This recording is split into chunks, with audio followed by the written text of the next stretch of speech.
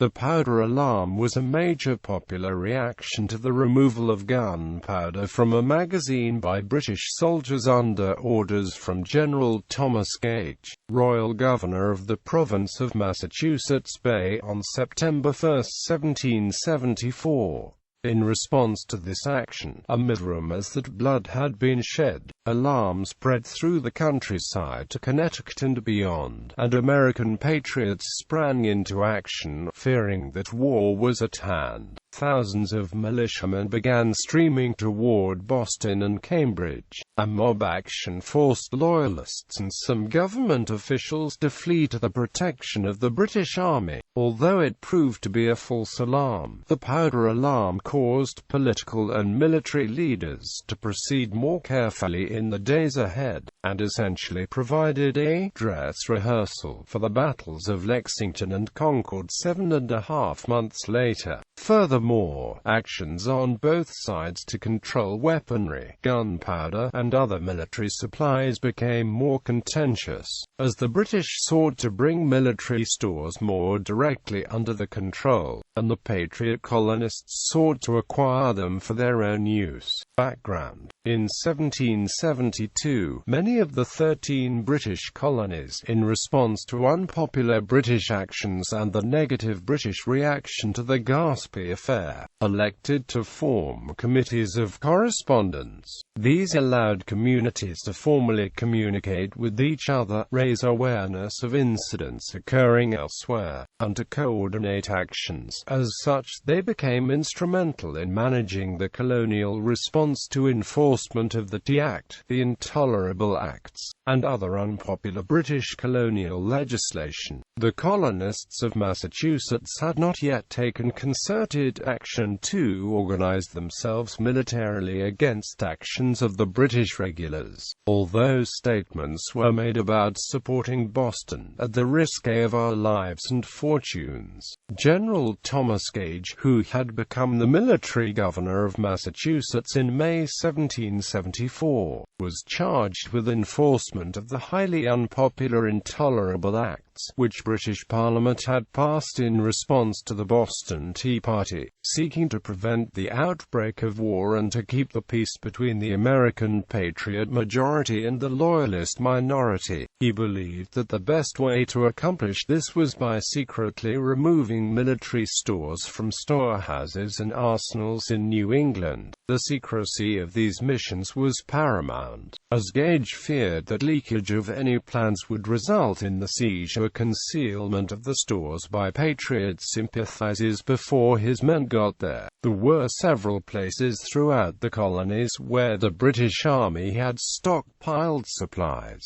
Some of these places were fortifications that were manned by small garrisons, others were merely locked magazines. Most of the powder in these was under the control of the provincial government, though some was the property of individual towns. One locked storehouse near Boston, in what was then part of Charlestown, now Powder House Square in Somerville, was controlled by William Brattle, the leader of the provincial militia and an appointee of the governor. Brattle, who had not obviously sided with either Loyalists or Patriots, notified Governor Gage in a letter dated August 27 that the provincial powder was the only supply remaining in that storehouse, as the towns had removed all of theirs.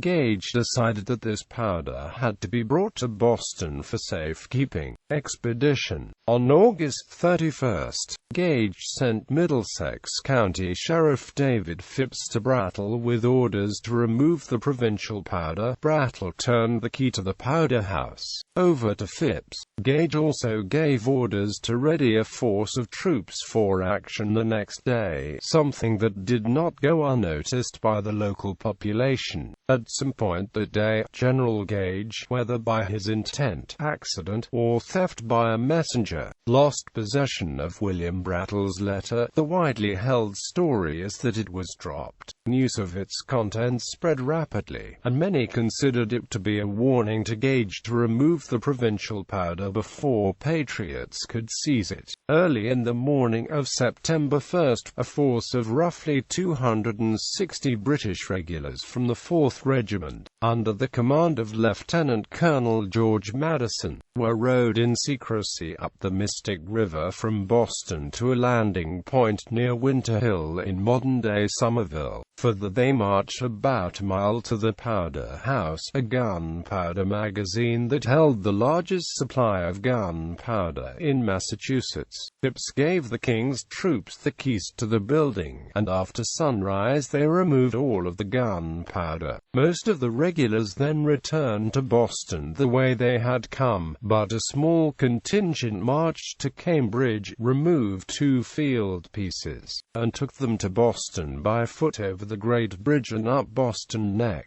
The field pieces and powder were then taken from Boston to the British stronghold on Castle Island, then known as Castle William. Response to the raid. Rumors flew throughout the day across the countryside about the British troop movements. The regulars were marching. Provincial powder had been seized. War was at hand. People had been killed. Boston was being bombarded by His Majesty's warships. The alarm spread as far as Connecticut. From all over the region, people took up arms and began streaming toward Boston. One traveler in Shrewsbury reported that in the space of 15 minutes, 50 men had gathered, equipped themselves, sent out messengers to surrounding towns, and left for Boston. On the 2nd, several thousand men bent on violence gathered in Cambridge, where they forced several notable Loyalists, including William Brattle, to flee to Boston and the protection of the military. Sheriff Phipps was forced, in writing, to dissociate himself from any and all government actions. Eventually facts caught up with the rumors, and militia units returned home. Also on the 2nd, Boston newspapers published a letter from William Brattle in which he protested that he had not warned Gage to remove the powder. Gage had requested from him an accounting of the storehouse's contents, and he had complied. The content of his letter to Gage would be published on the 5th. Brattle remained on Castle Island through the siege of Boston, leaving when the British evacuated the city in March 1776. He died in Halifax, Nova Scotia in October 1776 at the age of 70. When the horrid news was brought here of the bombardment of Boston, which made us completely miserable for 2 days, we saw proofs of both the sympathy and the resolution of the continent. War, war, war, was the cry, and it was pronounced in a tone which would have done honor to the oratory of a Briton or a Roman. If it had proved true, you would have heard the thunder of an American Congress. British reaction. Gage, surprised by the size and scope of the colonial reaction, delayed and eventually cancelled the second planned expedition to the storehouse in Worcester. He concentrated his troops in Boston and called for reinforcements from London, writing, "If you think 10,000 men sufficient, send 20. If 1,000,000 is thought enough, give 2. You save both blood and treasure in the end." Quote. However, Gage's request was seen by some in London as absurd, as there were only 12,000 troops in Britain at the time. But he did eventually receive an additional 400 Marines in response to these requests. He later began planning and executing seizures again, and he further fortified the Boston Peninsula. Colonial reaction. After the powder alarm, militia forces throughout New England were more cautious with their supplies and more intent on gaining information about Gage's plans and troop movements. Paul Revere played a significant role in distributing this information due to his geographical position in Boston, his social position as a middle-class craftsman in contact with all social classes, and his political position as a well-known patriot propagandist and organizer. The colonists organized. On September 21, 1774, Patriot leaders met in Worcester and urged town meetings to organize a third of the militias into special companies of minutemen in constant readiness to march. They also instituted the system of express riders and alarms that would prove to be critical at Lexington and Concord. In October, the former legislature of Massachusetts met in defiance of the Massachusetts Government Act and declared itself to be the first provincial Congress. It created a committee of safety modeled after a body with the same name during the English Civil War, and it recommended that a quarter of the militia be designated as Minutemen. Military stores were to be stockpiled away from the coast to make attempts to seize them more difficult. The largest stockpiles were located at Concord and Worcester.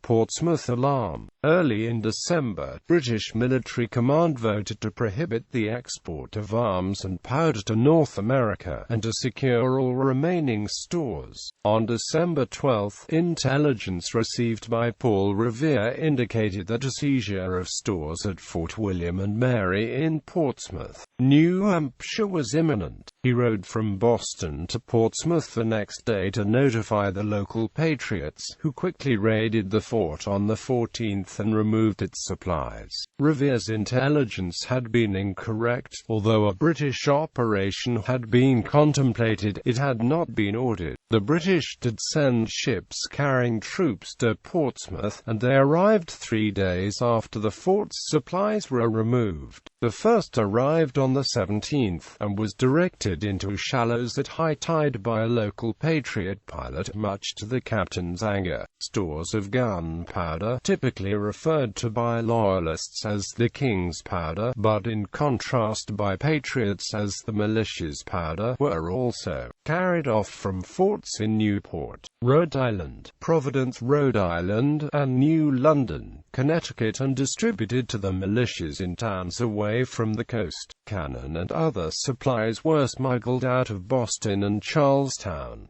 Salem confrontation. On February 27, 1775, HMS Lively brought a force of about 240 British regulars from the 64th Regiment under Colonel Alexander Leslie to confiscate weapons in Salem, Massachusetts. They were stopped by a small crowd that raised a drawbridge in the path and taunted them, while others moved the cannon to safety and sent for help from nearby towns. Eventually, the drawbridge was lowered and the regulars were permitted to search the forge where the cannon had once been. They returned to the ship while being mocked by a growing force of irregulars marching along in lockstep next to them. There were minor scuffles, but no shots were fired.